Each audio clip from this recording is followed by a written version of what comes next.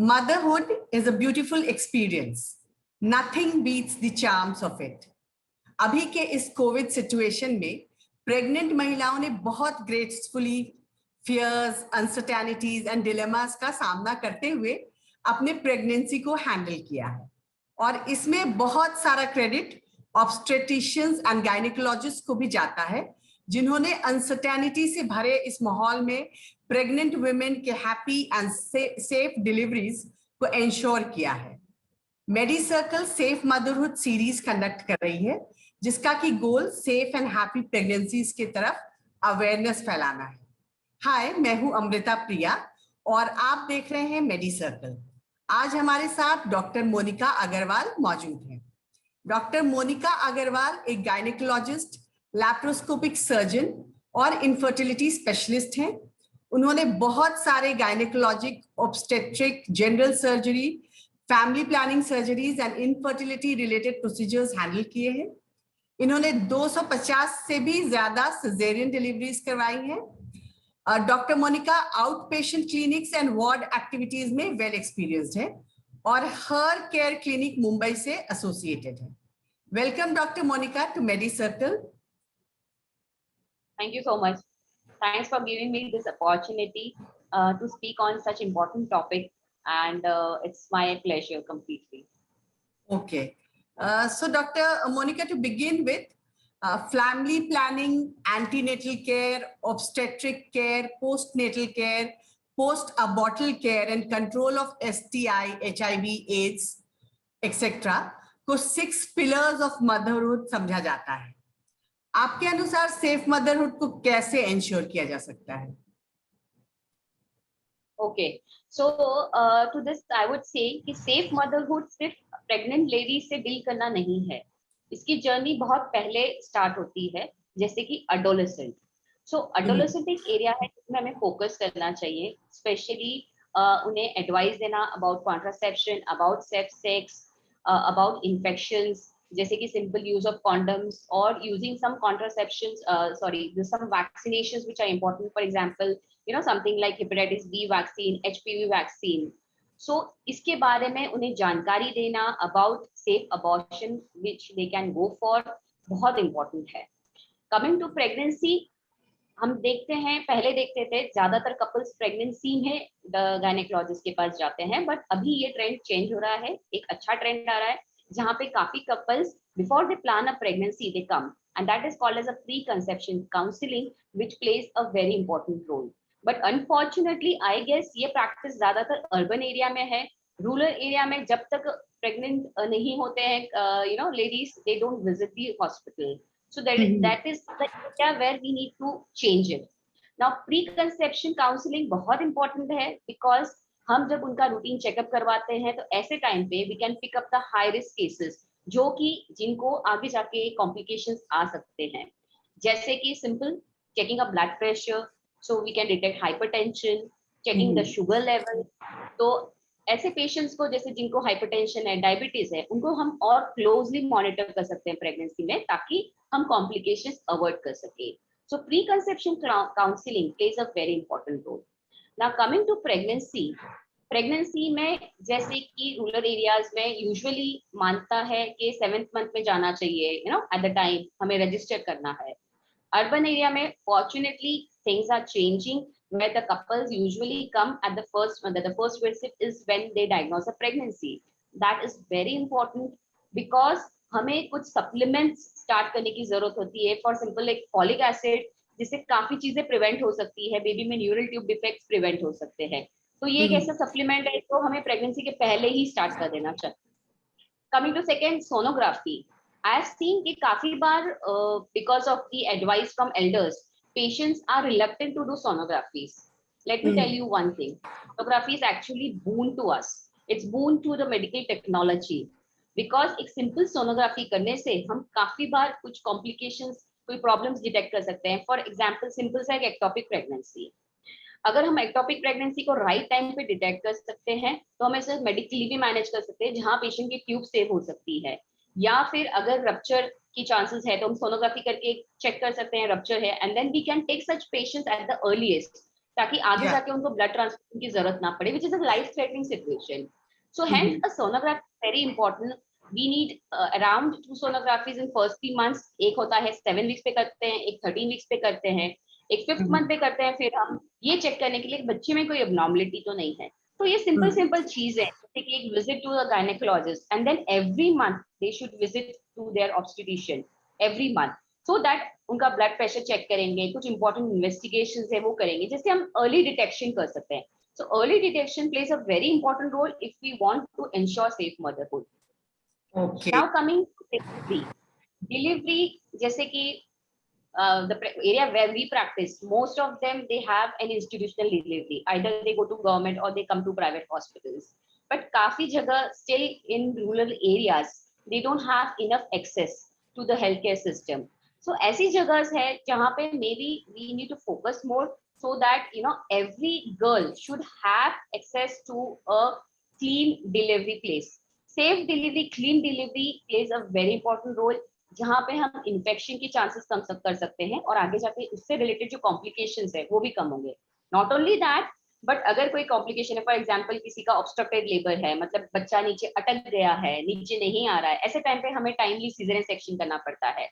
तो ऐसी चीजें सब कर सकते हैं अगर उनकी इंस्टीट्यूशन में डिलीवरी हो, या फिर हम जो ट्रेन जो दाइज है, लोकल दाइज या आंगनवाड़ी वर्कर्स, उनको हम ट्रेन कर सकते हैं, जो ऑलरेडी करते हैं. फॉक्सी के जो मेंबर्स है, they are already training the dais, so they can pick up cases and they can do a timely referral. So in pregnancy, during the time of delivery, it's very important that we do active management. Last, I would say not only pregnancy, but we need to focus on post-pregnancy care also. I have seen many patients of mine suffering from postpartum depression. They have, postpartum blues, जहाँ पे they are not only strained physically but also mentally. ऐसे time पे counsellor का involve होना, family support होना बहुत ज्यादा important है. So I think हम अगर सारे एस्पेक्ट्स पे टच करें, starting from adolescent to pre-delivery, delivery, post-delivery also, where we need to counsel them about contraception, ताकि हम unplanned pregnancy prevent कर सके. So when we have a holistic approach touching on all the areas, then I am sure we are going to achieve safe motherhood. And we are doing so. And fortunately, till now, I would say Government of India has a substantial decrease in maternal mortality. And everything, it is just because of the active steps that the Government of India and the members are taking. Okay. So Dr. Monica, India में हर साल roughly 30 million women pregnancy experience करती हैं और उसमें 26 million live births होते हैं.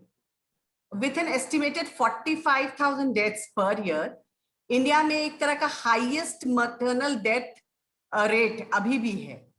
आपके अनुसार इसके मेजर कॉज क्या है और इनको कैसे प्रिवेंट किया जा सकता है? या जो आपने जो अभी कहा कि we are kind of going towards a positive side in this arena, तो आपको क्या लगता है कि क्या ऐसे कारण है जिसके कारण के मैसेज आ रहे हैं? फॉर्चुनेटली इंडिया में काफी मैटरनल मोर्टेलिटी रिड्यूस हुई है. जैसे अगर हम 1990 की बात करें तो तभी ऑलमोस्ट 500 मैटरनल मोर्टेलिटी थी, जो कि अब ऑलमोस्ट 100 है, और हमारा टारगेट है इससे लेस देन 70 अचीव करना. तो major reason for maternal mortality, सबसे पहला है ब्लीडिंग. ब्लीडिंग जो कि डिलीवरी के टाइम पे हो सकती है, या ब्लीडिंग जो कि अबॉर्शन के वक्त हो सकती है. Second important cause for maternal mortality is sepsis, infection होना at the time of abortion or at the time of delivery when we are performing either a normal delivery or a cesarean section. Third important reason for maternal mortality is blood pressure. Hypertension and disorder very common in pregnancy. I would say out of 10, one will have hypertension. और ऐसे patients को अगर हम blood pressure उनका control ना करें, okay, so it can lead to complication जहाँ पे patients को झटके आ सकते हैं, we call it as eclampsia, या फिर उनके blood में changes आ सकते हैं जिसे हम कहते हैं DIC, जो कि life threatening हो सकता है. Another commonest reason is obstructed labor, मतलब कि बच्चे का सर अटक जाना, नीचे से डिलीवरी पॉसिबल नहीं होना. आगे जाके अगर बच्चे का सर नीचे से नहीं आएगा तो all the pressure will come on the uterus and sometimes the uterus just give way, that is uterine rupture. So these are the major reasons for maternal mortality in India. Okay. Now, if we want to really work on it, which we are already doing, okay, there are 3 levels what we need to work on. There are 3 C's, I would say. सबसे पहला आता है crisis. Crisis मतलब हर एक woman को knowledge होना चाहिए कि क्या प्रॉब्लम्स वो फेस कर सकती हैं और कौन सी प्रॉब्लम में उन्हें डॉक्टर को कांटेक्ट करना चाहिए. हमें इम्पोर्टेंट है हर एक वुमन को एनकरेज करना कि उनका हेल्थ सीकिंग बिहेवियर हो.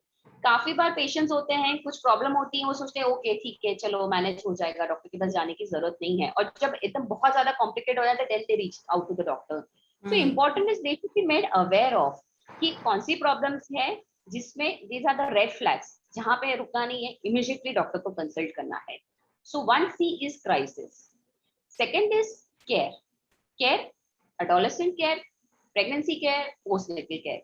तो एडोलेसेंट केयर जैसे मैंने बात की कि हमें कॉन्ट्रासेप्शन पे ऐसा एज पर माय ओपिनियन एक एडोलेसेंट क्लिनिक हो सकता है जहाँ पे adolescent they are coming freely taking counselling for contraception about abortion. maybe we can have a helpline for the adolescent girl जहाँ पे जस्ट वो कॉल करें और उन्हें नॉलेज दिया जाए कि कैसे अबॉर्शन किया जाता है, क्या क्या प्रोसीजर होते हैं, कौन से अबॉर्शन क्लिनिक्स हैं उनके around, so that they can have an easy access. Important है कि वो सही डॉक्टर के पास जाए जो एक ऑथराइज्ड सेंटर है, एक ऑथराइज्ड डॉक्टर है. So this are the things we should take care of. Coming to pregnancy care मतलब एक बेसिक सप्लीमेंट्स देना जैसे कि iron, calcium, which our government of India is already providing. That plays a very important role. Nutrition भी उतना ही important है. Private में या we give knowledge to all the patients कि उन्हें क्या खाना चाहिए, क्या पीना चाहिए, and most of them they are educated. But जहाँ लो रिसोर्स सेटिंग की बात आती है, लो सोशियो इकोनॉमिक स्टेटा की बात आती है, जहाँ पे ज्यादातर जो है गवर्नमेंट हॉस्पिटल में जाते हैं, वहाँ पे भी उन्हें एडवाइस दी जाती है. बट आई फील अगर हम एक न्यूट्रिशनिस्ट रखें या मे बी हम एक एंटीनेटल काउंसलिंग करें, उनकी एंटीनेटल क्लासेस करें, जैसे कि काफी प्राइवेट हॉस्पिटल्स में हम करते हैं, जाके हमें उन्हें नॉलेज देते हैं कि क्या उन्हें खाना चाहिए, क्या उन्हें अवॉइड करना चाहिए, क्या दवाइयाँ ले सकते हैं, क्या अवॉइड कर सकते हैं. So this imparting this knowledge is very important. Okay. So that is the second. Now coming to delivery, जैसे कि मैंने कहा कि institutional delivery हर एक woman का right है, and every woman should have an access, whether she is delivering in rural part or urban area, everywhere she should have access. If not, then at least the DAI should be trained enough or the anganwadi worker should be trained enough. जैसे कि काफी बार foxy जो है drills करते हैं anganwadi workers के लिए, where they train them कि कौन सी सिचुएशन में उन्हें इमीडिएटली पेशेंट को रेफर करना चाहिए. So regular drills of Anganwadi workers of trained DAIs will help us to pick up high risk cases.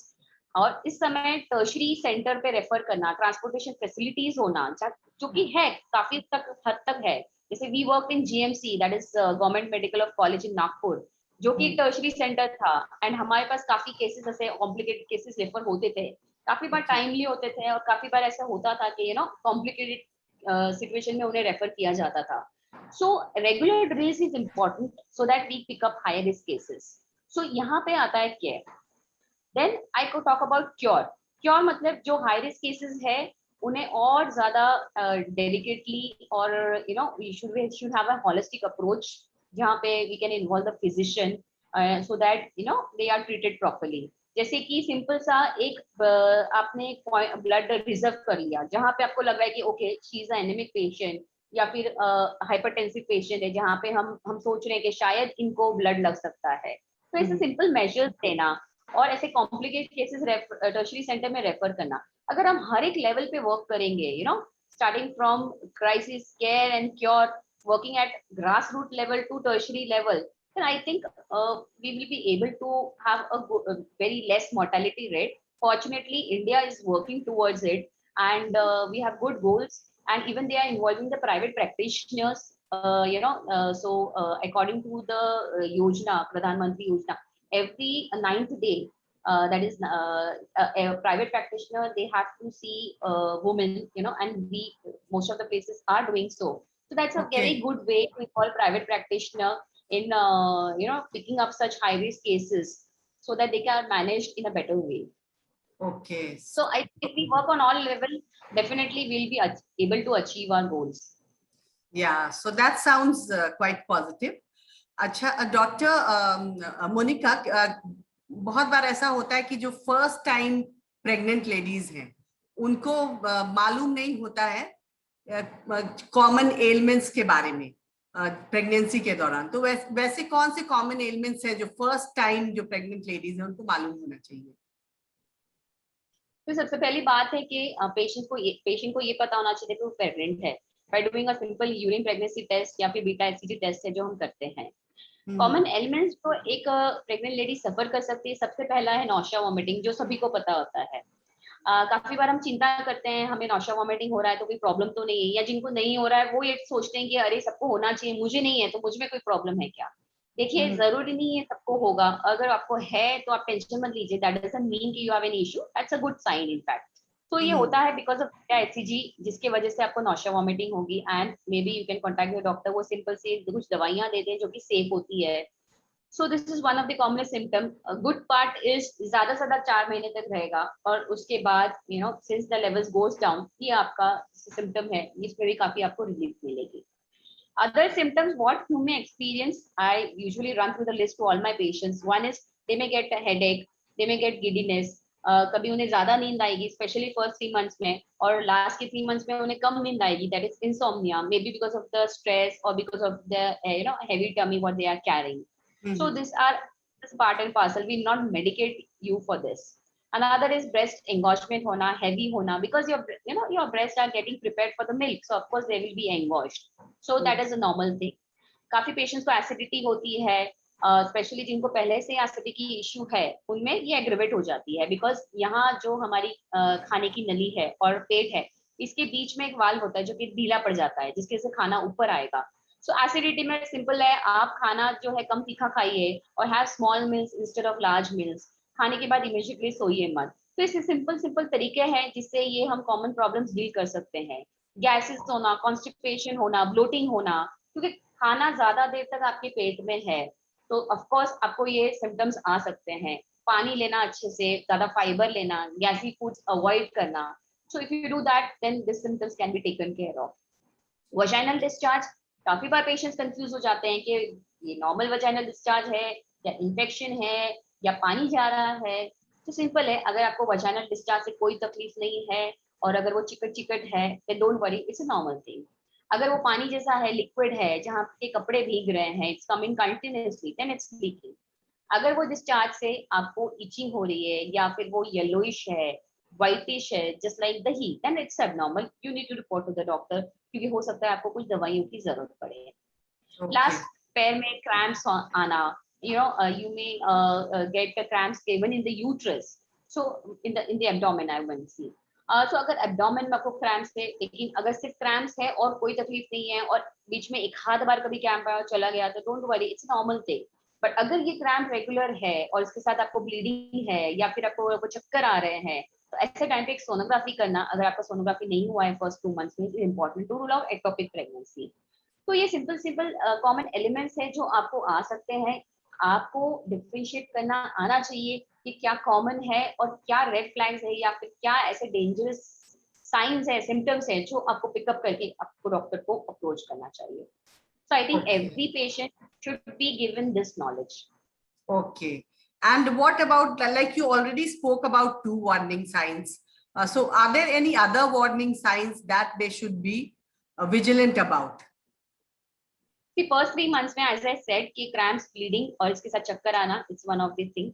Second is अगर उनको इतनी ज्यादा वॉमिटिंग हो रही है कि वो बिल्कुल भी कुछ भी टॉलरेट नहीं कर रहे हैं, तो ऐसे टाइम पे डिहाइड्रेशन हो सकता है, तो आपको डॉक्टर को अप्रोच करना चाहिए। हो सकता है आपको कुछ फ्लूइड्स दिए जाए so as to otherwise your body will undergo in starvation और आपके बॉडी में कुछ चेंजेस आएंगे जिसकी वजह से आपको और नौशिया वॉमिटिंग होगा। So you need to approach the doctor. After that urine में प्रॉब्लम होना, देखिए फ्रीक्वेंसी बढ़ेगी आपकी यूरिन की, there will be increase frequency first 3 months, last 3 months specially. लेकिन अगर आपको बर्निंग है या फिर अगर आपको डिस्कम्फर्ट है यूरिन में, तो हमें यूरिन इन्फेक्शन रूल आउट करना होता है, इसलिए आपको रिपोर्ट करना चाहिए। लास्ट 3 मंथ्स में स्पेशली आपको 4 चीजों का ध्यान रखना है कि अगर आपको पेन आ रहा है, आपका पेन रेगुलर है, एवरी 15-20 मिनट्स में है, that means maybe you are in labour, you need to approach the doctor. Second, अगर आपको ब्लीडिंग है, सो या तो वो म्यूकोइड डिस्चार्ज होगा, जैसे कि ब्राउनिश, जिसको हम कहते हैं शो, दैट सेज कि okay this is an early sign, you may go in labour, तो you need to approach the doctor. Third is, अगर आपको पानी जैसे जा रहा है जहां आपके कपड़े भीग रहे हैं, so it may be leaking, जहाँ पे बच्चे की बैग जो है वो रप्चर हो गई है और आपको हॉस्पिटल में जाना चाहिए। लास्ट मोस्ट इंपॉर्टेंट इज बच्चे की मूवमेंट, लगभग 8 से 10 मूवमेंट होनी चाहिए। So see, every time it is not possible for us to get a sonography done, or maybe not possible to get an NST done. Sometimes it's not available. So एक simple सा daily fetal kick count important है ये जानने के लिए कि fetal well-being कैसी है। 8 to 10 movements per day अगर आपको हो रही है तो you can relax. That means the baby is doing good. तो ये सारे dangerous signs है, अगर इसमें से आपको कुछ भी है तो you should report to the doctor. Okay.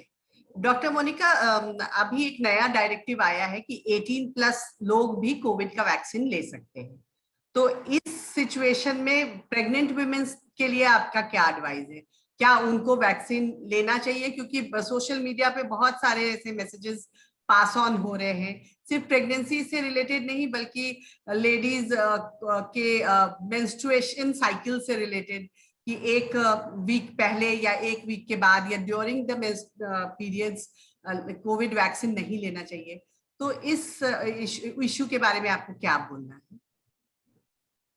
सबसे पहले बात करते हैं मेंस्ट्रुएशन में क्या हम वैक्सीन ले सकते हैं? हम बिल्कुल ले सकते हैं। मेंस्ट्रुएशन में हमारी इम्यूनिटी नहीं कम होती है, so that doesn't become an contraindication. You can safely take the vaccine even if you are menstruating. Okay, yeah. काफी बार ऐसा पाया गया है कि जिनको कोविड इन्फेक्शन है उनकी इमीडिएट साइकिल या उसकी नेक्स्ट साइकिल थोड़ी सी इरेगुलर हुई है, जहाँ पेशेंट को मे बी थोड़ी सी ज्यादा ब्लीडिंग हुई है, बट दैट डजंट मीन कि वैक्सीन लेने से आपको कुछ तकलीफ होगी। आप सेफली वैक्सीन ले सकते हैं। बात करते हैं प्रेग्नेंट लेडीज, लैक्टेटिंग लेडीज या जो प्रेगनेंसी प्लान कर रही है, उनमें हमें वैक्सीन देना चाहिए कि नहीं देना चाहिए। नाउ इसमें काफी डिबेट्स हो रहे हैं। Actually in India recently, in fact, FOXI has laid some guidelines where they have said that कि pregnant ladies vaccine ले सकते हैं। In fact, we should give them the choice, explaining them कि हाँ उन्हें vaccine लेने से fever आ सकता है, but as such it doesn't carry any risk to the baby. But I would suggest first 3 months में, if possible, we should refrain it. After that, I think vaccine should be given to every pregnant ladies. US में तो around 10,000 women को vaccine दिया गया है और अभी तक कोई साइड इफेक्ट नहीं पाया गया है, ना बच्चे में ना माँ में। फॉक्सी ने अभी गाइडलाइंस लेड किए हैं जहाँ पे उन्होंने बताया है कि pregnant ladies, lactating ladies, those who are planning a pregnancy, ये भी वैक्सीन ले सकते हैं और इन्हें दिया जाना चाहिए। बट टू बी ट्रू, अभी ये कितना इफेक्टिव होगा कि एक्शन में कब आएगा, we really don't know. So still enough data is not there, but yeah, we can give them a choice and then it's patient's call completely whether they want to go for it or not. But basically it doesn't have any ill effect on the baby, neither on the mother. Okay. So thank you so much doctor Monika, आपने safe motherhood के बारे में बहुत कुछ बताया हम लोगों को, और साथ ही जो डिलेमास एंड डाउट्स नए जो चल रहे हैं सोशल मीडिया पे, उसके ऊपर भी आपने काफी clarity the. So thanks a lot for your insights and thanks a lot for being part of the Medicircle show. Thank you so much. Thanks for giving me this opportunity. It was pleasure talking to you.